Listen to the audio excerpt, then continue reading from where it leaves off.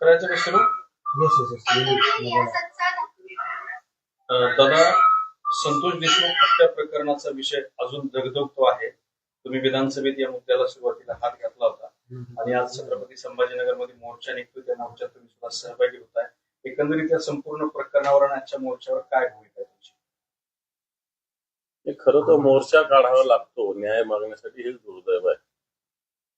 संतोष देशमुख हत्या 9 डिसेंबरला घडलेली हत्या, आज 19 जानेवारी आहे. 40 दिवस झालेले आहे. तपास होतोय, काही जण अटक झाली, मधल्या काळात आरोप होते. त्याच्यातले लोक जे आहे, जे आरोपी त्यांनाच फेवर करणारे आहेत. काही लोकांमध्ये बदल झाला. निश्चित वाल्मिक कराड यांच्यावर 302चा गुन्हा दाखल झाला, मोक्का लागू केला.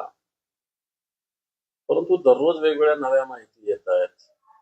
त्यांची संपत्ती एवढी प्रचंड, कुठं पुण्याला, मुंबईला, कोणी तर म्हणतं अमेरिकेत. आता आपल्याला ते माहिती नाही, पण पुण्याचं तर एकदम क्लिअर आले. अनेक ठिकाणी शेती प्रचंड आहे. पोलिसांचा तपास होत असताना इन्कम टॅक्स वाल्यांना, ईडी वाल्यांना असं थोडंसं वाटलं नाही का अजून या सगळ्या आर्थिक बाबीचा सुद्धा तपास व्हावा? एवढी मोठी कोट्यवधींची संपत्ती असताना ही कुठून आली, काय आली, कोणाच्या माध्यमातून आली? मधल्या काळात संपत्तीच्या ट्रान्सफर झाल्या वेगवेगळ्या नावावर, त्या कोणाच्या होत्या? आणि मला वाटतं या सगळ्या ह्याच्यात अजूनही राज्य सरकार पक्षपातीपणा करते. धनंजय मुंडे आणि त्यांचा सहकारी जवळचा असल्यामुळं त्याला वेगळ्या पद्धतीने न्याय आणि बाकीच्यांना वेगळ्या पद्धतीने न्याय. आज एवढं गबाळ वेगवेगळ्या पद्धतीनं सापडत असताना एखादा इन्कम टॅक्सवाला गेला त्यांच्याकडे,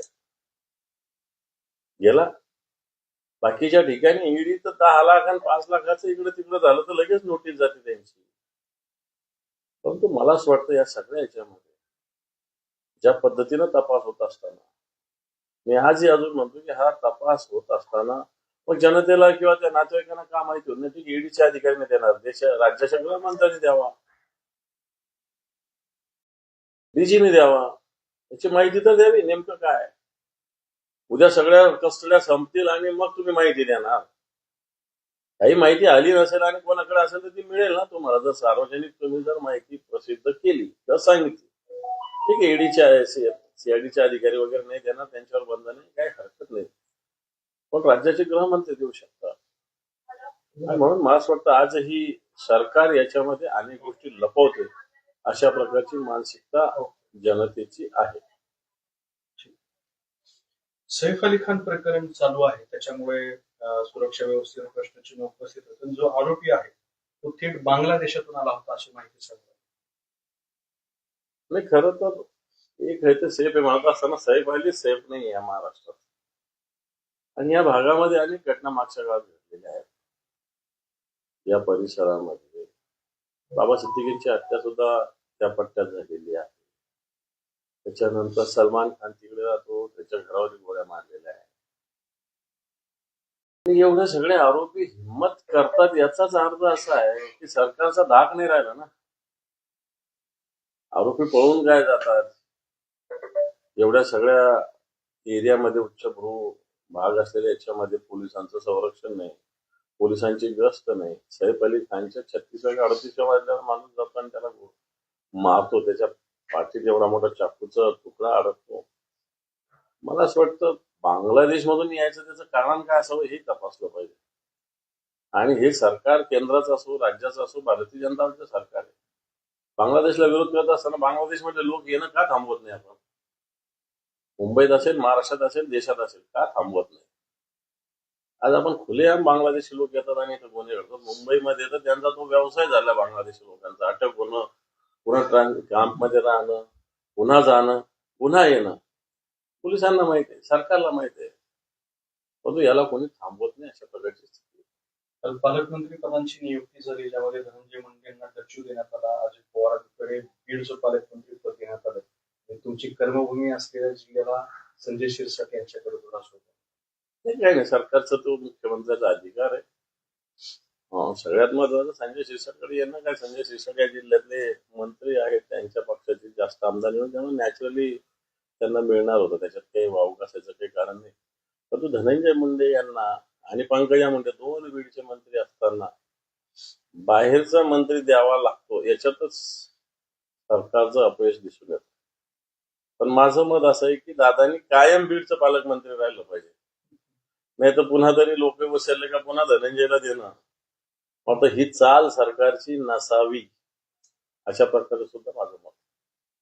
संतोष देशमुख हत्या प्रकरण धनंजय मुंडेंना भोवलं का अशा स्वरूपाची चर्चा आहे. भोवलं नाही, अजून तर भोवायचं बाकी आहे. हं.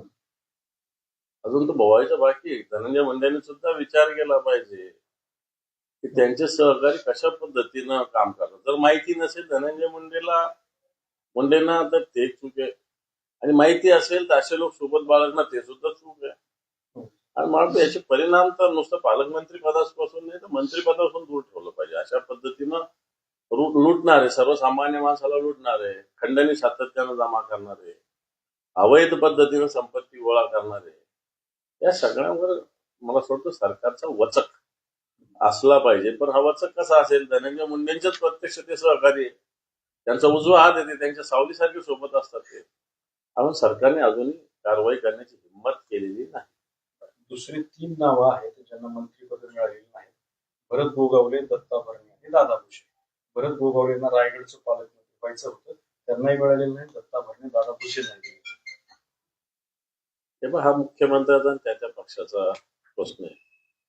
आता मुख्यमंत्री तुम्हाला पहिल्यांदा झालं की एका जिल्ह्याचं पालकमंत्री त्यांना व्हावं लागलं. ते राज्याचे पालक आहेत, त्यांना एका जिल्ह्याचे पालकमंत्री कशासाठी व्हावं लागला हा एक प्रश्नच आहे. ठीक आहे, एखादा कोणत्या तरी मंत्र्याला दिला असला तरी तो मंत्री काही यांचं ऐकणार नाही अशातला थोडी भाग आहे. पण मला असं वाटतं हे का जाणीवपूर्वक त्यांनी आतापर्यंतच्या इतिहासाचं मला माहिती नाही, पण मला जेवढं ज्ञान आहे कोणताही मुख्यमंत्री कधी पालकमंत्री झालेला नाही. पालकमंत्री एका जिल्ह्याचं व्हावं लागतं. जो राज्याचा पालक आहे त्याला एका जिल्ह्याचा पालकमंत्री का व्हावं वाटतं याचा शोध तुम्ही मंडळीने घेण्याची आवश्यकता आहे. बाकी एकनाथ शिंदे असतील, अजितदादा असतील, यांनी 2-2 जिल्हे घेतलेले. आता दत्ता भरणे तर तसे पाहायला गेलं तर मला असं वाटतं पुणे जिल्ह्यातलेच आहे, बरोबर आहे. दादा भुसे नाशिकचे, रायगडचे, नवी मुंबईचं. एकनाथ शिंदे 2 जिल्ह्याचे पालकमंत्री झालेले, अजितदादा 2 जिल्ह्याचे पालकमंत्री झाले. तर आपल्या एखाद्या मंत्र्याला ते देऊ शकले असते ना, पण सगळं आम्हालाच पाहिजे अशा प्रकारची मनोवृत्ती सुद्धा याच्यातून दिसते. दुसरा महत्वाचा मुद्दा आहे की सारंगी महाजन या धनंजय मुंडेवर सातत्याने आरोप करतात. त्या सुद्धा तुमच्यासारखेच त्यांना मंत्रिपदावरून काढा म्हणतात. इतकंच नाही तर त्या पुढे जाऊन ते म्हणतात की धनंजय मुंडेंची आमदारकी सुद्धा रद्द करा. मला बाकी माहिती नाही, परंतु मी मागच्या काळात सारंगी महाजनांच्या जे काही कुठेतरी छोटस त्यांचं वक्तव्य होतं ते मी पाहिल्यानंतर मी माहिती घेतली. त्यावेळेस मला असं कळालं की त्यांचं पळीला काही जमीन होती आणि या जमिनीचं वर त्यांच्या सह्या घेतल्या गेल्या. जर तुम्ही सह्या घेतल्या नाही तर तुम्हाला पळीच्या बाहेर जाता येणार नाही. त्याच्यात धनंजय मुंडेचं नाव घेतलं गेलं, पंकजाताईंचं नाव घेतलं गेलं. जे मला माहिती आहे, मी आरोप करत नाही धनंजय मुंडेंवर पण आणि पंकजाताईंवर पण आणि त्यांच्या खात्यावर काही अमाऊंट ट्रान्सफर परस्पर केली गेली बेभाव पद्धतीने. ज्या जमिनीचे भाव जास्त आहेत, अतिशय कमी भावाने त्याची अमाऊंट त्यांच्या अकाउंट ट्रान्सफर केली अशा प्रकारची माझ्याकडे माहिती आहे. आणि म्हणून एक विधवा भगिनी तिचा तळतळ चांगला नसतो असं मला तरी वाटतं. बरं, तर आणखी एक मुद्दा समोर आलेला आहे की प्रफुल्ल पटेल आणि धनंजय मुंडेंच्या राजीनाम्यावर प्रतिक्रिया दिली आहे. सत्तेसमोर येऊ द्या, नुसता इशारा जरी मिळाला तरी कारवाई होईल. हे पहा, ज्या पंतप्रधानांनी मुंबईत येऊन जो कुछ लोग मिर्ची का व्यापार करते हैं और कुछ लोग मिर्ची से व्यापार करते हैं, हे प्रफुल्ल पटेलाविषयी बोलले होते. हे प्रफुल्ल पटेलांकडून असं वक्तव्य होणं मला असं वाटतं शहाणपणा दाखवण्यासारखं आहे. आता तुम्ही गळ्यात काय मिळाले, परंतु पंतप्रधानात असे बोलले होते. कोणाविषयी बोलले होते? प्रफुल्ल पटेलांनी सांगावं. मग कसे त्यांच्याबरोबर जॉईन झाले तर आता सगळं क्लिअर कसं होतंय? म्हणजे तुम्ही कशासाठी तिकडे जॉईन झाले क्लिअर होतं, जनतेला कळतंय ना. पंतप्रधान बोलले होते की नाही बोलते मिरचीच्या विषयी. आणि आता तुम्ही सगळे शरद पवारांना ची गद्दारी करून ज्यावेळेस भाजपशी जुडले, आता तुमच्या सगळ्या चौकशा क्लिअर होतात. मिरची सगळे. नाही तर तुमच्या याच्यात ईडीचं ऑफिस कुठे होतं बघा ना, मिरचीच्या याच्यामध्ये होतं. ते कोणाची होती जागा? ती तुमची होती, तुमच्या नावावर होती. आणि म्हणून अशा पद्धतीने ज्यांच्यावर आरोप आहे, हे सत्य आहे, मग तर ते इशारा आणि बिशारा सांगतात. हे सगळ्या जनतेला माहिती. बीडमध्ये जाऊन जरा 4-4 गावात जाऊन या 4-5 गावात प्रफुल्ल पटेलांना म्हणावं, तुम्हाला सगळं कळेल. तर 10वी आणि 12वीच्या हॉल तिकीटवरती जात त्या ठिकाणी उल्लेख केलेला आहे, त्याच्यामुळे सध्या बऱ्यापैकी टीका टिप्पणी होते. तुमचं काय? जातीचा उल्लेख कशासाठी मला काही कळालं नाही. आतापर्यंत तरी जात हा विषय हॉल तिकीटवर नसायचा, नसला पाहिजे. जात हा विषय ज्याचा त्याचा खाजगी आहे. एखाद्याला जात दाखवायची नसते, एखाद्याला जातीचा फायदाही घ्यायचा नसतो. फायदा म्हणजे जे काही लाभ असतो सरकारचा तो घ्यायचा नसतो. तर मला असं वाटतं जात ही तिचं प्रदर्शन होऊ नये असं माझं स्पष्ट मत आहे. येणारा अर्थसंकल्प आहे. अर्थसंकल्पासाठी 82 लाखाच्या ट्रॉली बॅग्स खरेदी करण्याचा निर्णय घेतलाय. पेनड्राईव्हच्या काळात 82 लाखाच्या बॅग्स खरेदीवरून अर्थसंकल्पीय अधिवेशन वादाच्या भोवऱ्यात. हे आता समोर आलं. दरवर्षीच अशा बॅग दिल्या जातात. आता त्याची किंमत कमी जास्त होत असेल, परंतु दरवर्षी अशा बॅग सगळ्या आमदारांना दिल्या जातात, काही अधिकाऱ्यांनाही दिल्या जातात. रुटीन ती प्रथा आहे. मला वाटत नाही याच्यात आता बॅग दिल्या जाऊ नये त्या दिल्या जाव्या. तुमचा मुद्दा तर बरोबर आहे, कारण आज बजेट, तरी बजेटचे काही books, white books, blue books, हे येलो बुक्स, रेड बुक्स, हे सगळे बजेटचे बॅग मध्येच दिले जातात. त्याला बॅग लागते एवढं मला तरी माहिती. पेन ड्राईव्ह जरी असलं तरी पेन ड्राईव्ह उघडून बघण्यासाठी, कारण इमिजिएट चर्चा असते तेव्हा काही हार्ड कॉपी देत असतात, ते सगळं बॅग मध्ये देत असतात. एवढं तर मला माहिती आहे. आव्हाडांवर म्हणजे तो सैफ अली खानवर जो हल्ला झाला आहे, त्या आनंद यांनी जितेंद्र आव्हाडांवरती आरोप केले की हल्ला करणाऱ्यांचे आणि आव्हाडांचे काही संबंध आहेत का हे पाहावं. तैमूरच्या अपहरणाची शक्यता होती असं आव्हाडांनी केली, त्यामुळे हिंदूला बदनाम करण्यासाठी आव्हाडांनी हल्लेखोर प्लॅन केलाय का असं त्यांनी सवाल विचारला.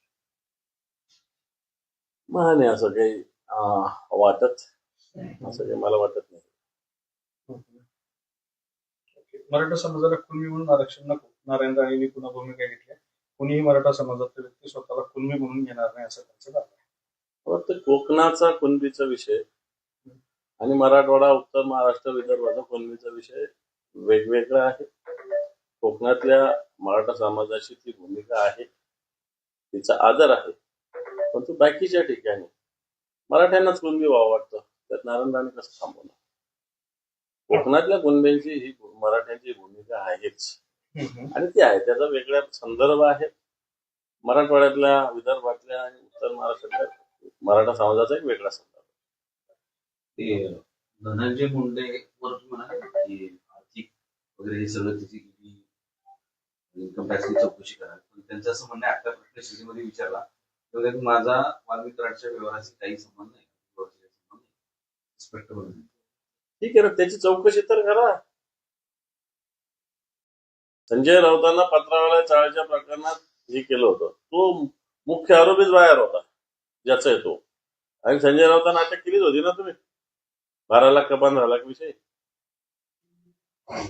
धनंजय मुंडेंच्या दिवस रात्र सोबत राहणारा माणूस हा धनंजय मुंडेशी संबंध नाही, व्यवहाराचा संबंध नाही, असं कसं म्हणू शकता? धनंजय मुंडेंची सगळी बाजू सांभाळणारा, कोणी सांगतं निवडणुकीचं हे केलं, कोणी सांगतं ते केलं, निवडणूक खर्च केला, कोणी म्हणतं निवडणुकीत याला हे केलं, त्याला ते केलं, मग त्याची आर्थिक व्यवहाराशी संबंध नाही असं कसं म्हणू शकतो? नवाब मलिकांनी अशी प्रतिक्रिया दिली याच्या विषयावर. राज्यातील एका जिल्ह्यात सुरू असलेल्या प्रकारामुळे राज्यभर पक्ष आणि पक्ष नेतृत्व यांची बदनामी होत आहे. या प्रकरणी लवकरात लवकर पक्ष नेतृत्व आणि पक्ष हिताचा विचार करत निर्णय घ्यायला हवा, अशी भूमिका नवाब मलिकांनी घेतली. बरोबर आहे. नवाब मलिकांच्या या भूमिकेचं स्वागत आहे. पक्ष नेतृत्व बदनाम नाही, बदनाम झालेलेच आहे. तिथले अजितदादा पक्षाचे कार्यकर्ते गुंडागर्दीशिवाय काही करत नाही, हप्तेखोरीशिवाय काही करत नाही, खंडणी गोळा करण्याशिवाय काही व्यवसाय करत नाही. हे सगळे जे धनंजय मुंडेंचे चेले चपाटे यांचा हाच परळी, अंबेजोगाई या सगळ्या पट्ट्यामध्ये काम आहे. मला वाटतं हे वारंवार सातत्यानं या महाराष्ट्राच्या समोर आलेलं आहे.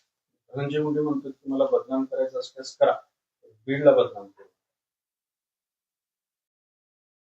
ते तर आता ते गाणं आहे ना, मम्मी बदनाम होईल डार्लिंग तेरे लिए. आता तुम्ही बीडच्या आल्यामुळे बीड बदनाम होतोय.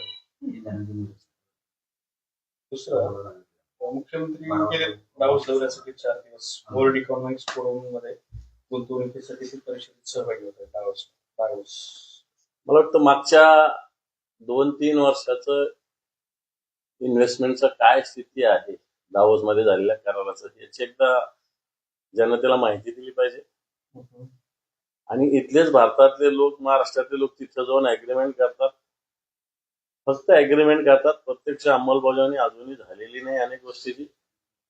मला असं वाटतं मुख्यमंत्र्यांनी हे चित्र बदलण्यासाठी या दावोसच्या दौऱ्यामध्ये तरी काहीतरी परिवर्तन करण्याची भूमिका ठेवली पाहिजे. एसटी बँकेत 150 कोटीचा घोटाळा झालाय. संचालकांनी 43 लाख सदावर्तींच्या पत्नीच्या खात्यात असल्याचा आरोप एसटी कामगार संघटनेचे अध्यक्ष संदीप शिंदे यांनी केला आणि सदावर्तींनी आरोप केला. तर ती बँक तर मला असं वाटतं गैरव्यवहारामुळे संचालक मंडळाचंच, कारण एसटी कामगारांनी असलेली ही बँक चुकीच्या लोकांच्या हाती गेल्यामुळे मला असं वाटतं ती बँक आताच्या घडीला रसातळायला जाते. छगन भुजबळांनी राष्ट्रवादी काँग्रेसचे जे शिर्डीत अधिवेशन सुरू आहे त्या अधिवेशनाला हजेरी लावली. अधिवेशन पुन्हा एकाच नाही तर पक्षाचं असल्याचं भुजबळ म्हणाले. इतकंच नाही तर नाराजी दूर झाली असा काही प्रश्न नाही, अशी प्रतिक्रिया भुजबळांनी दिलेली आहे. त्यामुळे एकीकडे नाराज आहे, दुसऱ्या बाजूला त्याची अशी भूमिका आहे. वाट पाहत असतील पक्ष काही कारवाई करतो असं वाटतं मला. म्हणजे कारवाई केल्याशिवाय भुजबळ हटणार नाही. कारवाई केल्याशिवाय तर सगळं जात आहे. चलो, बहुत बहुत शुक्रिया. अरे बापरे, चलो. सुरू झालं.